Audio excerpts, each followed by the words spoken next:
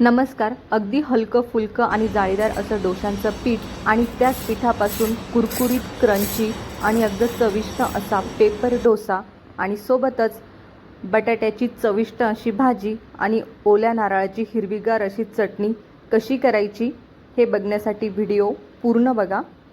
तर चला सुरुवात करूया. सगळ्यात पहिले इथे मी एका कपाच्या मापाने 3 कप तांदूळ घेतलेले आहे आणि 1 कप उडदाची डाळ इथं मी सालीची घेतलेली आहे. तुम्ही बिना सालीची घ्या. आणि हे मी वॉश करून घेतलेलं आहे. 3 ते 4 वेळा व्यवस्थित वॉश करून आणि डाळ आणि तांदळाच्या वरतीपर्यंत पाणी असेल एवढं पाणी टाकून आपण झाकून ठेवू. एक रात्रभर झाकून ठेवायचं 7 ते 8 तासांसाठी. दुसऱ्या दिवशी छान असं डाळ पण भिजली गेलेली आहे आणि तांदूळ पण भिजले गेलेले आहे. आपण पुन्हा हे एकदा चांगले धुवून घेऊ. साल इथं मी डाळीची पूर्ण काढून घेतलेली आहे आणि डाळ ही तांदळातच टाकलेली आहे. इथे एक खास टिप म्हणजे इडलीचं पीठ बनवताना आपण 3 वाट्या तांदूळ घेतलं तर 1 वाटी उडदाची डाळ घेतो आणि 1 वाटी पोहे घेतो. तर इथे डोसा हा कुरकुरीत होण्यासाठी आपण पोहे अजिबात वापरणार नाही आहे. एवढी एक मेन टिप आहे. आणि आता मिक्सरच्या भांड्यामध्ये मी हे सर्व दळून घेत आहे. तांदूळ आणि डाळ, पोहे अजिबात घातलेले नाही. फक्त तांदूळ आणि डाळ घ्यायची. अगदी कुरकुरीत आणि क्रंची मस्त असा पेपर डोसा होतो, अगदी स्ट्रीट स्टाईल. आणि दळताना लागेल तसं पाणी टाकायचं म्हणजे छान असं फाईन पेस्ट होती. आणि आता हे दळलेलं पीठ छान असं हाताने फेटून घ्यायचं आहे एकाच डायरेक्शननी. ही खूप खास आणि मेन टिप आहे, म्हणजे पीठ छान असं फ्लपी होतं. आता आपण झाकण ठेवून 8 तासांसाठी फर्मेट होऊन देऊ. 8 तासांनंतर तुम्ही इथं बघू शकता पीठ अगदी हलकं फुलकं आणि जाळी पण पडलेली आहे खूप सुंदर. डोसे बनवण्याच्या अगोदर आपण बटाट्याची भाजी करून घेऊ. इथे मी 5-6 बटाटे घेतलेले आहे बॉईल करून. 4 मोठे कांदे, कोथिंबीर, आलं लसणाची पेस्ट आणि मिरच्या घेतलेल्या आहे 4 हिरव्या. कढईमध्ये 2 मोठे चमचे तेल टाकून तेल चांगलं कडकडीत तापलं की पहिले 1 चमचा मोहरी, मिरच्या आणि 1 चमचा जिरे, आलं लसणाची पेस्ट छान असं परतवून घेऊ. आणि आता कांदा टाकून देऊ. 4 मोठे कांदे घेतलेले आहे बारीक कट करून. 4-5 मिनटं छान असे परतवून घेऊ. तोपर्यंत लगेचच खोबऱ्याची चटणी करून घेऊ.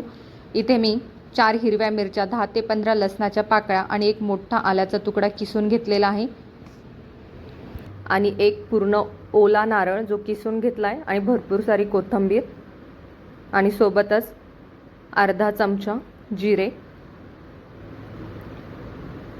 आणि थोडंसं पाणी टाकून दळून घेऊ. चांगलं दळला जात नसेल तर थोडं जास्त पाणी टाका. छान अशी फाईन पेस्ट आपली इथे बनून तयार झालेली आहे.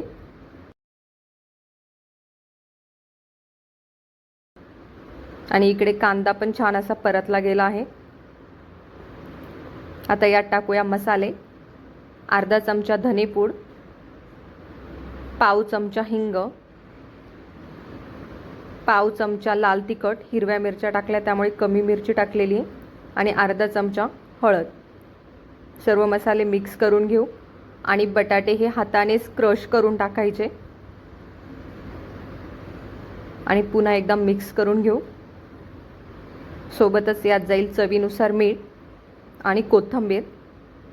पुन्हा एकदा मिक्स करून घेऊ. भाजी ऑलमोस्ट आपली इथे तयार झालेली आहे. फक्त 2 मिनिट आपण अजून वाफवून घेऊ. 2 मिनिट झालेले आहे. गॅस ऑफ करू आणि लगेचच खोबऱ्याच्या चटणीला तडका देऊ. 2 मोठे चमचे तेल, 1 चमचा मोहरी, 1 चमचा जिरे, 1 काश्मीरी लाल मिर्च, कढीपत्ता आणि आता दळलेलं हे खोबऱ्याचं बॅटर आणि लगेचच वरतून प्लेट ठेवायची. स्टीम ही अजिबात बाहेर गेली नाही पाहिजे, म्हणजे भाजीला छान कलर येतो आणि मस्त अशी टेस्ट पण येते. 2 मिनिटांनंतर तुम्ही इथे बघत असाल अगदी छान असा कलर आलेला आहे. भाजीला छान टेक्स्चर आलेला आहे. आता भाजीची कन्सिस्टन्सी ॲडजस्ट करण्यासाठी मी इथं थोडं पाणी टाकून घेतलेलं आहे आणि चवीनुसार मीठ. 5 मिनिट आपण लो फ्लेमवरती उकळवून घेऊ आणि लगेचच आता डोसे करून घेऊ. इथे बघत असाल डोस्यांचं पीठ अगदी फ्लपी झालेलं आहे. खूप छान जाळी पडलेली आहे, अगदी मस्तच. आता मिक्स करून घेऊ. आता ह्या पिठामध्ये टाकूया चवीनुसार मीठ आणि अर्धा चमचा खायचा सोडा. आणि त्याच्यावरती थोडं पाणी टाकू, म्हणजे सोडा मस्त असा ॲक्टिवेट होईल आणि अजून फ्लपी होईल आपलं पीठ. पुन्हा एकदा एकाच डायरेक्शननी फिरवून घेऊ. आणि इथं तुम्ही पिठाची कन्सिस्टन्सी बघत असाल, मी चमच्यानी वरती केल्यानंतर अलगद ते खाली पडत आहे. इतपत आपण पाणी टाकायचं. इकडे छान अशी चटणीला पण उकळी आलेली आहे. आपण गॅस आता ऑफ करू आणि लगेचच डोसे करून घेऊ. तवा पण छान तापलेला आहे. नंतर मीडियम फ्लेम ठेवायची. इथे मी 1.5 चमचा पीठ टाकून घेतलेला आहे तव्यावरती आणि चमच्यानी एकाच डायरेक्शननी असं गोलाकार फिरवून घ्यायचा. 2 मिनिटांमध्ये आपला डोसा लगेच खालच्या बाजूनी छान असा भाजला जातो, कुरकुरीत होतो अगदी. आपण त्याच्या कडा काढून घेऊ आणि आतमध्ये मसाला टाकून घ्यायचा, बटाट्याची स्टफिंग. तर इथे आपला मस्त असा जाळीदार आणि अगदी कुरकुरीत क्रंची असा पेपर डोसा बनून तयार झालेला आहे.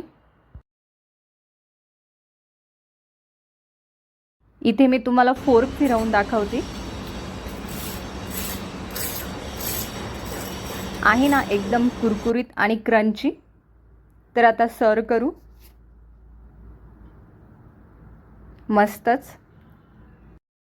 तर छान असा कुरकुरीत पेपर डोसा आणि सोबतच खमंग अशी खोबऱ्याची चटणी आणि स्वादिष्ट अशी बटाट्याची भाजी, अगदी स्ट्रीट स्टाईल. तीच चव आणि तेच टेक्स्चर येतं. नक्की मी सांगितलेल्या पद्धतीने घरी एकदा ही डिश ट्राय करा. आणि आजची रेसिपी आवडली असेल तर चॅनलला लाईक, शेअर आणि सबस्क्राईब करा. धन्यवाद.